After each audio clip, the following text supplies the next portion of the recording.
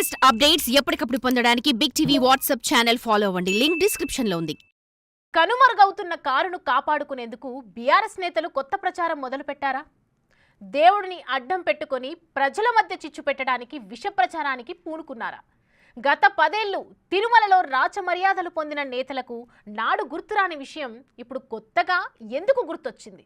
కొట్లాడి తెచ్చుకున్న తెలంగాణలో కూడా ఏపీ వాళ్లే లబ్ధి పొందారంటున్న ఆ మాజీ మంత్రి ఎవరు? మాజీ మంత్రి కామెంట్స్ ఓన్ గానే చెప్పారా? గులాబీ బాస్ ఆదేశాలతోనే ఈ ప్లాన్ నడుస్తోందా? Watch the story.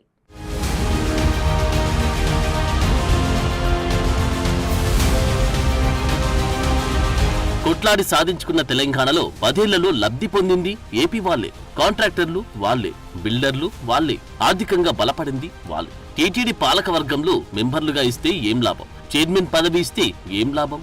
ఇవి ఎవరో సామాన్య తెలంగాణ ప్రజలంటున్న మాటలు కాదు. బీఆర్ఎస్ నేత మాజీ మంత్రి శ్రీనివాస్ గౌడ్ చేసిన ఘాటు వ్యాఖ్యలు. కాదు అన్నదమ్ముల్లాగా కలిసి ఉంటున్న ఏపీ తెలంగాణ ప్రజల మధ్య చిచ్చు పెట్టేందుకు చేస్తున్న విష ప్రచారం. తెలంగాణ సామాన్య ప్రజలకు కానీ, తెలంగాణ రాజకీయ నాయకులకు కానీ, తెలంగాణ సంబంధించినటువంటి వ్యాపారవేత్తలకు కానీ ఇక్కడ కొంత డిఫరెన్సెస్ అనేది కనిపిస్తూ ఉంది. ఇది మంచి పరిణామం కాదు.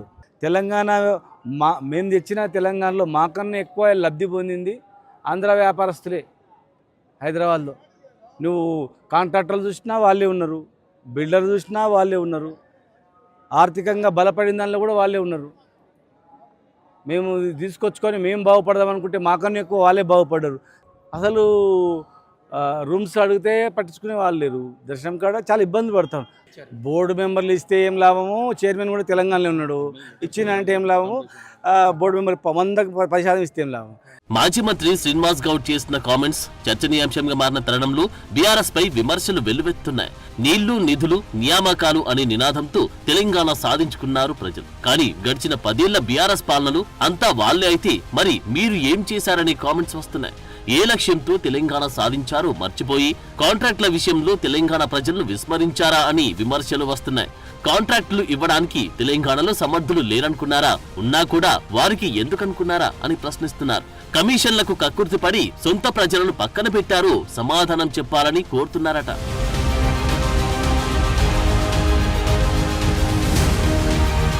తెలంగాణలో 2 సార్లు అధికారంలోకి వచ్చి రాష్ట్రాన్ని 10 ఏళ్లు పాలించిన బీఆర్ఎస్ ఇప్పుడు గడ్డు కాలాన్ని ఎదుర్కొంటుంది. ఓవైపు అసెంబ్లీ, పార్లమెంట్ ఎన్నికల్లో ఘోర పరాభవం, మరోవైపు పార్టీలో కొనసాగుతున్న వలసల పరంపర, బయటపడుతున్న నాటి బాగోతాలు, కేసుల టెన్షన్లు ఇవన్నీ ఒకెత్తైతే ఫామ్ హౌస్ దాటి బయటికి రాని పార్టీ అధినేత.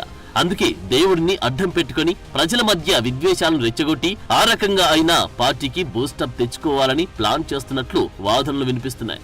ఈ కామెంట్స్ కి వివరణ మంత్రిగా పనిచేసిన శ్రీనివాస్ గౌడ్ చెబుతారా, లేక వారిని ముందుండి నడిపించిన బీఆర్ఎస్ అధినేత మాజీ సీఎం కేసీఆర్ చెబుతారా అని చర్చ జరుగుతోంది.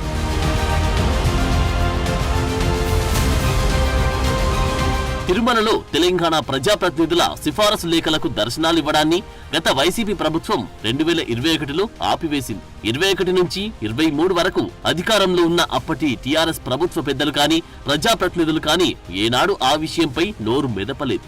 జగన్ కు సన్నిహితులుగా పేరు పొందిన కేసీఆర్ కనీసం ప్రశ్నించలేదు.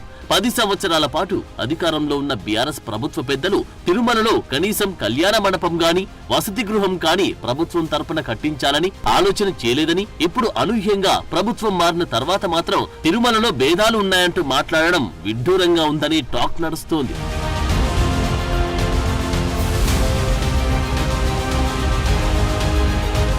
మరోవైపు తెలంగాణలో కాంగ్రెస్ అధికారంలోకి వచ్చిన తర్వాతే తిరుమలలో తెలంగాణ ప్రజాప్రతినిధులకు సముచిత గౌరవం కల్పించాలని సీఎం సహా పలువురు ఎమ్మెల్యేలు సైతం వ్యాఖ్యానించారు. ఇదే విషయాన్ని ఏపీ ప్రభుత్వం టీటీడీ దృష్టికి కూడా కాంగ్రెస్ సర్కార్ తీసుకెళ్లింది. సీఎం రేవంత్ రెడ్డి తిరుమలకు వచ్చినప్పుడు కూడా ఇలాంటి హడావిడి లేకుండా వచ్చారు. దర్శనం తర్వాత మీడియాతో మాట్లాడుతూ తిరుమలలో తెలంగాణ ప్రభుత్వం తరపున కళ్యాణ మండపంతో పాటు వసతి గృహాన్ని కూడా నిర్మిస్తామని తెలిపారు. ఇదే విషయాన్ని తెలంగాణ రాష్ట్రాల ముఖ్యమంత్రుల ఉమ్మడి సమావేశంలో కూడా ప్రస్తావించినట్లు వెల్లడించారు. అందుకు చంద్రబాబు కూడా సుముఖంగా ఉన్నట్లు తెలుస్తోంది.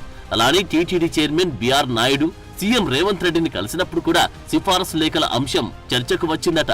అయితే ఇవేమి పట్టించుకోని బీఆర్ఎస్ నాయకులు మాత్రం ఇప్పుడు తిరుమలలో భేదాలున్నట్లు మాట్లాడడం రాజకీయ లబ్ధి కోసమేనని విమర్శలు వస్తున్నాయి.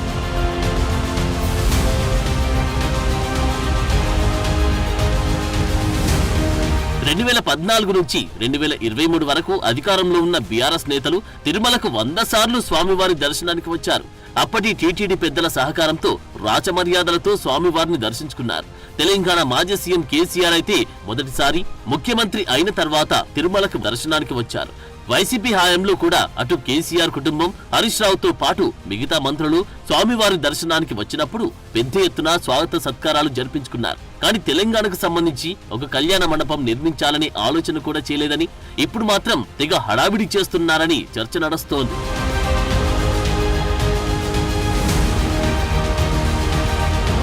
ఇక ఇప్పటికే తిరుమలలో రాజకీయ ప్రసంగాలు చేయకూడదని టీటీడీ ధర్మకర్తల మండలి మొదటి సమావేశంలో తీర్మానించింది. ఈ క్రమంలోనే తెలంగాణ మాజీ మంత్రి శ్రీనివాస్ గౌడ్ శ్రీవారి ఆలయంలో రాజకీయ ప్రస్తావన తీసుకురావడంపై టీటీడీ మండిపడింది. శ్రీవారి క్షేత్రంలో రాజకీయాలు మాట్లాడితే సహించేది లేదని హెచ్చరించారు. ఆయనపై చర్యలకు టీటీడీ చైర్మన్ బిఆర్ నాయుడు ఆదేశించారు. శ్రీవారి క్షేత్రంలో రాజకీయాలు మాట్లాడితే సహించేది లేదని హెచ్చరించారు. ఖచ్చితంగా మేము ధర్మకర్తల మండలిలో మొట్టమొదటి సమావేశంలో తిరుమల రాజకీయ వేదిక కాదు, అదొక ధార్మిక క్షేత్రం. అక్కడ ఉన్న రాజకీయ ప్రసంగాలు చేసినా, రాజకీయ విమర్శలు చేసినా ఖచ్చితంగా వారి మీద కేసులు నమోదు చేయాలని చెప్పడం జరిగింది. అందులో భాగంగా నిన్న శ్రీనివాస్ గౌడ్ గారు తిరుమలకి దర్శనానికి వచ్చినటువంటి సందర్భంలో ఈ ప్రాంతాల మధ్య విభేదాలు సృష్టించే విధంగా గోవిందుడు అందరివాడైతే కూడా కొందరివాడికే పరిమితం చేస్తూ ఏదో సిఫార్సు లెక్కలు మీకు ఏదైనా పాలసీ మ్యాటర్ ఉంటే గవర్నమెంట్తో మాట్లాడుకోండి. తిరుమలకు వచ్చి దర్శనం చేసుకున్న తర్వాత బయట వచ్చే రాజకీయ విమర్శలు చేయడం మంచిది కాదు. వెంటనే ఆ మాటలు వెనక్కి తీసుకోవాలని చెప్పి భారతీయ జనతా పార్టీ డిమాండ్ చేస్తుంది. అలాగే క్షమాపణ కూడా చెప్పాలి. ఎందుకంటే గతంలో ఒక ప్రజాప్రతినిధిగా ఉన్నారు మీరు, అన్ని నియమ నిబంధనలు తెలుసు. అది రాజకీయ వేదిక కాకూడదని చెప్పి మేము అనేక పర్యాలు మేము ప్రయత్నం చేస్తుంటే ఇలా వచ్చి మళ్ళీ రాజకీయ విమర్శలు చేయడం, ప్రాంతాల మధ్య విభేదాలు, ఆంధ్ర ప్రాంతం తెలంగాణ ప్రాంతం అని చెప్పి ఏం తక్కువ చేశామయ్యా మీకు? తెలంగాణలో కనుమరుగయ్యే స్థాయికి పడిపోయిన బీఆర్ఎస్ బూస్టప్ కోసమే ప్రజల మధ్య చిచ్చు పెట్టేలా ఈ తరహా విష ప్రచారానికి తెరలేపిందని అంటున్నారు. గతంలో ఎప్పుడు నోరు మెదపని నేతలు టీటీడీలో తెలంగాణ నేతలకు కూడా ప్రాధాన్యం ఇవ్వాలని, సత్సంబంధాలను పెంపొందించుకోవడానికి కృషి చేస్తూ ఉంటే విష ప్రచారం తగదని హితబోధ చేస్తున్నారు. మరి ఈ కామెంట్స్ పై వివరణ మాజీ మంత్రి ఇస్తారా, లేక బీఆర్ఎస్ అధినేత మాజీ సీఎం కేసీఆర్ చెబుతారా అని డిస్కషన్ నడుస్తోంది.